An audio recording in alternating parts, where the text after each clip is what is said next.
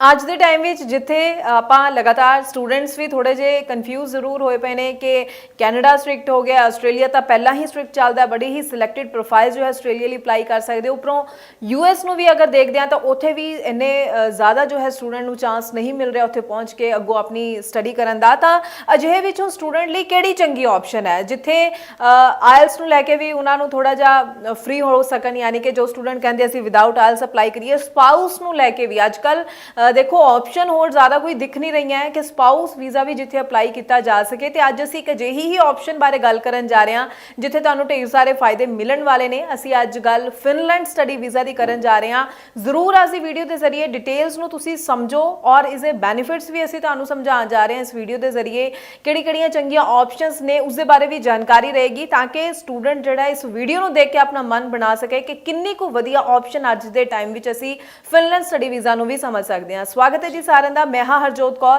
और ये पूरी इन्फॉर्मेशन तुहाडे नाल सांझी करनगे स्टडीज़ केयर अब्रॉड चंडीगढ़ तो ब्रांच हैड अनीता पंडराल जी साडे नाल ने। बहुत बहुत स्वागत है जी। सत श्री अकाल। सत श्री अकाल जी। सो अनीता जी, आपां लगातार देखो student a they time which बहुत ज़्यादा कन्फ्यूज नज़र आ रहा है तो तुसी देखो हर वारी स्टूडेंट्स नूं बहुत चंगी ऑप्शनस इन्हां वीडियोज़ के जरिए दे रहे हो कि किवें स्टूडेंट जो है अच्छी ऑप्शनस नाल लगे वधे अपने फ्यूचर की सैटलमेंट के लिए। स्पाउस वीज़ा के लिए अजकल ऑप्शनस जो है स्टूडेंट लभ रहा है जिथे पढ़ाई भी चंगी होवे, विदाउट आयल्स भी जा सकन। ते फिनलैंड स्टडी वीज़ा तुसी कहा कि एक चंगी ऑप्शन हो सकती है। तो मैं जरूर चाहूँगी कि तुसी इस बारे पूरी डिटेल भी स्टूडेंट्स नूं इन्फॉर्मेशन देना, गाइड करना, उन्होंने पूरे आप प्रोसैस नूं ही समझना चाहांगे जरूर ताकि जो स्टूडेंट पहली बार भी फिनलैंड स्टडी वीज़ा बारे सुन रहा है, समझ रहा है, तो उन्होंने एक एक पॉइंट जो है इस वीडियो के जरिए क्लियर हो जाए। सो अगर बात करूं तो फिनलैंड जो कंट्री है दैट इज़ इन यूरोप। सो अगर आप यूरोप में अगर आप अप्लाई करते हैं किसी भी कंट्री में, अगर आप यूरोपियन की किसी भी कंट्री में आपके पास स्टूडेंट वीज़ा है या कोई भी और किसी और टाइप का वीज़ा है तो आपके पास परमिट होता है कि you can go into the जितना भी यूरोपियन कंट्रीज़ है 29 कंट्रीज़ में आप जा सकते हैं। तो that is a part of Schengen. तो अगेन अगर आप फिनलैंड का अगर आपके पास वीज़ा है तो आपके पास पहला तो बेनिफिट यही होगा कि you will have that permit.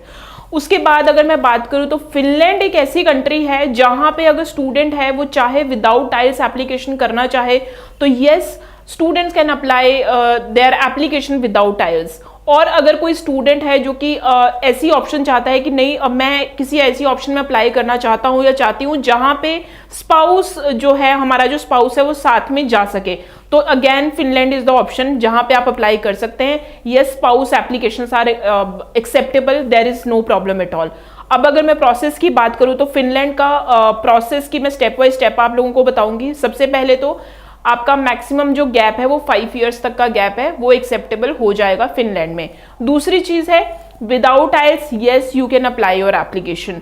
Third, अगर आप बैचलर्स के लिए अप्लाई करना चाहते हैं तो simply you can apply in the bachelors. लेकिन अगर आप मास्टर्स के लिए अप्लाई करना चाहते हैं तो फिनलैंड का जो रूल एंड रेगुलेशन है वो ये कहते हैं कि मास्टर्स में अप्लाई करने के लिए you should have the 16 year of education, यानी कि आपके पास इंडिया में 4 साल की ग्रेजुएशन होनी चाहिए।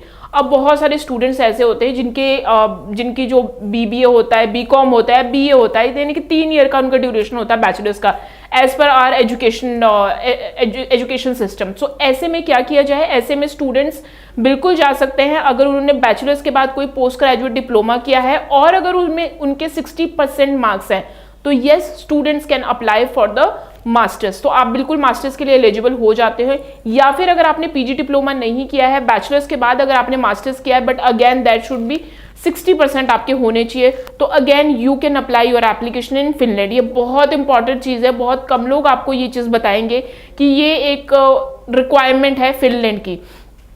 आपकी 16 ईयर ऑफ की एजुकेशन एक्सेप्टेबल होगी and the percentage should be 60% अगर आपने पोस्ट ग्रेजुएट डिप्लोमा या मास्टर्स किया है। उसके बाद ये है कि जैसे ही आपका ऑफर लेटर आ जाता है तो आपको ट्यूशन फीस पे करनी होती है। तो जो ट्यूशन फीस रहती है वो 1 साल की ट्यूशन फीस रहती है 7 से 9 लाख के करीब। उसके बाद स्टूडेंट को फंड्स शो करने पड़ते हैं, तो फंड्स की रिक्वायरमेंट बिल्कुल रहेगी, 30,000 यूरो की रिक्वायरमेंट रहेगी। तो अगर मैं बात करूं इंडियन करेंसी में तो समवेयर अराउंड 25 से 27 लाख के जो रिक्वायरमेंट है फंडिंग की वो रहती है, तो वो दिखाने पड़ते हैं। सो फंडिंग भी वो पूछेंगे आपसे, but yes you can discuss, हम आपकी प्रोफाइल को बिल्कुल डिस्कस कर सकते हैं, there is no problem at all. बहुत ज़्यादा ऐसे वाले रूल्स नहीं है कि आप अपने डॉक्यूमेंट्स ही ना क्लियर कर पाओ, तो ये चीज़ रहेगा। आपको जो मास्टर्स के बाद या बैचलर्स के बाद आपको जो पोस्ट स्टडी वर्क वीज़ा है वो 2 इयर्स का मिलेगा। तो अगर आप फिनलैंड में भी जाते हो तो पोस्ट स्टडी वर्क वीज़ा है। During the studies yes you can work, आप वहाँ पे भी वर्क कर सकते हो, 20 आवर्स पर वीक आप काम कर सकते हो। तो आपके लिए मैं इन शॉर्ट दोबारा से अगर मैं रिपीट करूँ इन चीज़ों को, तो 5 ईयर का गैप एक्सेप्टेबल है। नंबर 1, आइल्स की कोई रिक्वायरमेंट नहीं है, अगर आपने आइल्स नहीं भी किया है तो भी आप अप्लाई कर सकते हैं। Spouse visa application is acceptable, अगर आप अपने स्पाउस के साथ जाना चाहते हो तो बिल्कुल आप जा सकते हैं। बैचलर्स एंड मास्टर्स दोनों ही आप कर सकते हैं।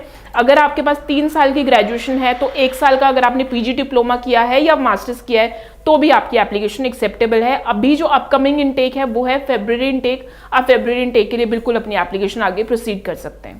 जी बिल्कुल, तो मैं ਜ਼ਰੂਰ ਅਨੀਤਾ ਜੀ ਜਾਣਨਾ ਚਾਹੂੰਗੀ ਪ੍ਰੋਸੈਸ ਨੂੰ ਪੂਰਾ ਟਾਈਮ ਇਹਦੇ ਕਿੰਨਾ ਲੱਗ ਜਾਂਦਾ ਹੈ ਰਿਜ਼ਲਟ ਦੇ ਲਈ, ਤਾਂ ਕਿ ਸਟੂਡੈਂਟ हर चीज़ ਨੂੰ समझ सकन। मैम इस टाइम पे जो प्रोसेस में टाइम लग रहा है वो एटलीस्ट 2 से 3 महीने का टाइम लग रहा है, बिकॉज सारे जितने भी डॉक्यूमेंट्स हैं वो उनकी वहाँ से वो वेरीफाई होते हैं। तो इस टाइम पे अगर मैं बात करूँ तो offer letter is taking 7 to 8 days. उसके बाद उनका खुद का एक वेरिफिकेशन प्रोसेस होता है विच टेक्स 15 to 20 डेज। फिर आपने ट्यूशन फीस पे करनी है, फंडिंग दिखानी है, तो ये फंडिंग क्लियर होते होते आप 2 से 3 महीने का टाइम बांधिए। यानी कि जो स्टूडेंट आज अक्टूबर में ये शो देख रहा है या फिर जो स्टूडेंट है वो अक्टूबर में प्लान कर रहे हैं अपनी एजुकेशन के लिए, तो ये परफेक्ट टाइम है उनके लिए फेब्रुअरी इनटेक में अप्लाई करने के लिए, क्योंकि एम्बेसी भी 1 महीना आराम से ले रही है वीज़ा डिसीजन के लिए। ठीक है, बिल्कुल। सो आई होप ਸਟੂਡੈਂਟਸ ਨੂੰ ਹਰੇਕ ਪੁਆਇੰਟ ਜ਼ਰੂਰ ਕਲੀਅਰ ਹੋ ਗਿਆ। ਅਸੀਂ ਆਪਣੇ ਵੱਲੋਂ ਹਮੇਸ਼ਾ ਹੀ ਇਹ ਕੋਸ਼ਿਸ਼ ਕਰਦੇ ਹਾਂ ਕਿ ਸਟੂਡੈਂਟਸ ਨੂੰ ਪੂਰੀ ਰਾਈਟ ਇਨਫੋਰਮੇਸ਼ਨ ਆਪਣੀ ਵੀਡੀਓਜ਼ ਦੇ ਜ਼ਰੀਏ ਪਹੁੰਚਾਈਏ। ਸੋ ਅੱਜ ਆਪਾਂ ਫਿਨਲੈਂਡ ਸਟੱਡੀ ਵੀਜ਼ਾ ਬਾਰੇ ਗੱਲ ਕੀਤੀ ਹੈ। ਕੋਈ ਵੀ ਡਾਊਟ ਹੈ ਕਿਤੇ ਵੀ, ਸਟੂਡੈਂਟ ਜ਼ਰੂਰ ਨਾਲ ਦੀ ਨਾਲ ਜਿਹੜਾ ਨੰਬਰ ਡਿਸਪਲੇ ਹੈ ਉਹਨਾਂ ਨੂੰ ਅਸੀਂ ਕਹਿਣਾ ਚਾਹਾਂਗੇ ਇਸ ਉੱਪਰ ਕਾਲ ਕਰੋ, ਪੂਰੀ ਇਨਫੋਰਮੇਸ਼ਨ ਲਓ। ਟਾਈਮਲੀ ਜੋ ਹੈ ਤੁਸੀਂ ਫਰਵਰੀ ਇਨਟੇਕ ਲਈ ਅਪਲਾਈ ਕਰ ਸਕਦੇ ਹੋ ਔਰ ਪੂਰੀ ਸਹੀ ਜਾਣਕਾਰੀ ਦੇ ਨਾਲ ਹੀ ਅੱਗੇ ਵਧਿਆ ਕਰੋ। ਇੱਕ ਚੰਗੇ ਕੰਸਲਟੈਂਟ ਦੀ ਸਲਾਹ ਦੇ ਨਾਲ ਹੀ ਅੱਗੇ ਵਧਿਆ ਕਰੋ। ਸੋ ਅਗਰ ਤੁਸੀਂ ਅਪਲਾਈ ਕਰਨਾ ਚਾਹੁੰਦੇ ਹੋ ਫਿਨਲੈਂਡ ਸਟੱਡੀ ਵੀਜ਼ਾ ਦੇ ਲਈ ਤਾਂ ਤੁਸੀਂ ਜ਼ਰੂਰ ਸਟੱਡੀਜ਼ ਕੇਅਰ ਅਬਰੋਡ ਦੇ ਚੰਡੀਗੜ੍ਹ ਆਫਿਸ ਵੀ ਵਿਜ਼ਿਟ ਕਰ ਸਕਦੇ ਹੋ ਤੇ ਉੱਥੇ ਆਪਣੇ ਡਾਕੂਮੈਂਟਸ ਨਾਲ ਲੈ ਕੇ ਜ਼ਰੂਰ ਜਾਣਾ ਤਾਂ ਕਿ ਅਸੈਸਮੈਂਟ ਕਰਕੇ ਰਾਈਟ ਆਪਸ਼ਨਸ ਤੁਹਾਨੂੰ ਗਾਈਡ ਕੀਤੀਆਂ ਜਾ ਸਕਣ। ਬਹੁਤ ਬਹੁਤ ਥੈਂਕਸ ਅਨੀਤਾ ਜੀ, ਪੂਰੀ ਇਨਫੋਰਮੇਸ਼ਨ ਤੁਸੀਂ ਸਟੂਡੈਂਟਸ ਨਾਲ ਸ਼ੇਅਰ ਕੀਤੀ ਹੈ। ਅਸੀਂ ਅੱਗੋਂ ਵੀ ਸਟੂਡੈਂਟਸ ਲਈ ਇਸੇ ਤਰ੍ਹਾਂ ਨਾਲ ਹੋਰ ਇਨਫੋਰਮੇਟਿਵ ਵੀਡੀਓਜ਼ ਲੈ ਕੇ ਆਉਂਦੇ ਰਵਾਂਗੇ। ਫਿਲਹਾਲ ਲਈ ਦਿਓ ਜੀ ਇਜਾਜ਼ਤ। Thank you so much. Thank you so much.